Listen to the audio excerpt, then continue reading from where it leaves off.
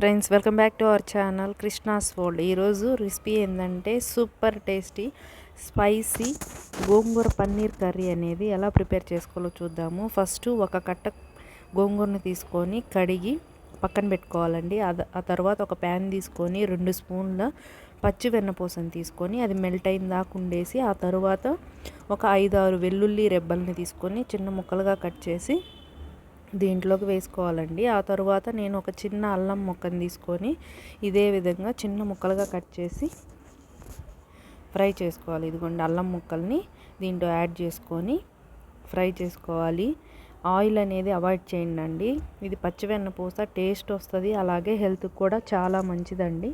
ఇదిగోండి ఫ్రై అయిపోయింది. ఆ తర్వాత నేను 8 పచ్చిమిర్చిని మధ్యలో కట్ చేసుకొని యాడ్ చేసుకుంటున్నాను.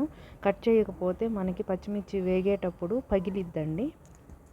ఇదిగోండి ఈ విధంగా ఫ్రై అయిపోయింది. ఆ తర్వాత నేను ఒక చిన్న ఆనియన్ని తీసుకొని చిన్న చిన్న ముక్కలుగా కట్ చేసి ఫ్రై చేసుకున్నాను. ఇదిగోండి కలర్ చేంజ్ అయింది. ఆ తర్వాత ఒక టమోటా ముక్కని చిన్న ముక్కలుగా కట్ చేసుకొని యాడ్ చేసుకొని కొంచెం అంత సాల్ట్ వేస్తే మనకి ఈ త్వరగా అనేది ముక్కలు మగ్గిపోతాయండి.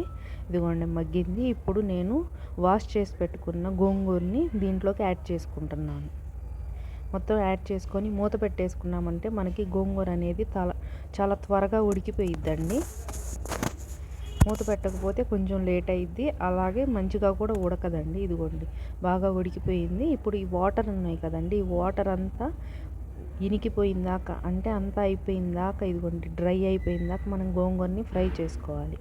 అయిపోయింది. ఇప్పుడు దీన్ని స్టవ్ ఆఫ్ చేసుకొని చల్లార్చుకోవాలండి. చల్లారిన తర్వాత ఒక మిక్సీ జార్ తీసుకొని దాంట్లోకి దీన్ని యాడ్ చేసేసి కొంచెం అంతా రాక్ సాల్ట్ వేసేసి మిక్సీ పట్టి పక్కన పెట్టుకోవాలి. అదే ప్యాన్ తీసుకొని 2 స్పూన్ల పచ్చివెన్నపూసని తీసుకొని మెల్ట్ అయిన దాకా ఉంచేసి దాంట్లో యాలకులు 2 యాలకులు తీసుకున్నాను.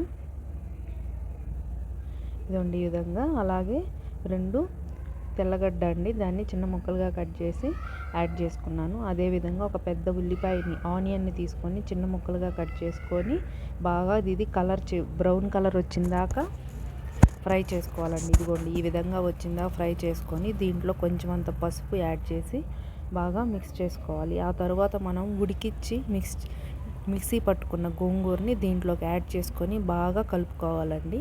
ఇది కొంచెం గట్టిగా ఉంది కాబట్టి నేను కొంచెం వాటర్ అనేది యాడ్ చేసుకుంటున్నాను. ఈ విధంగా వాటర్ యాడ్ చేసుకుంటే ఇదిగోండి ఈ విధంగా అవుతుంది. బాగా పలచగా లేదు అని అంటే గట్టిగా ఉంటే మంచిగా రాదండి గ్రేవీ అనేది.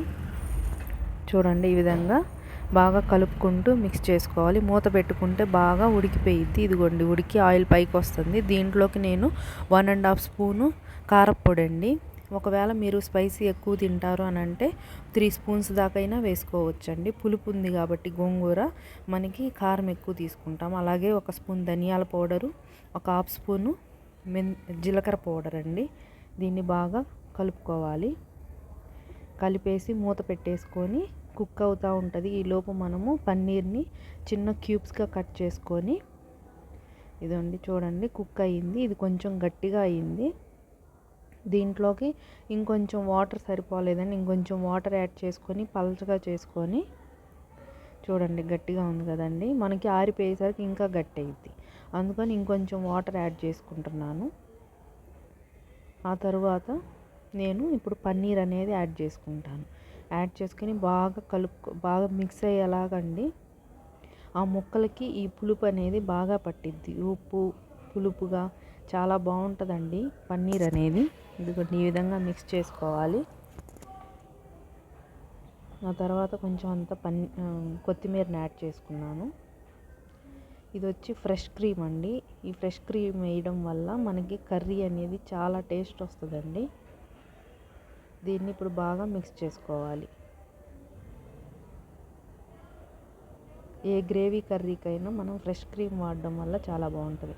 ఫైనల్గా మనకి టేస్టీ పన్నీర్ గోంగూర కర్రీ అనేది రెడీ అయిపోయింది.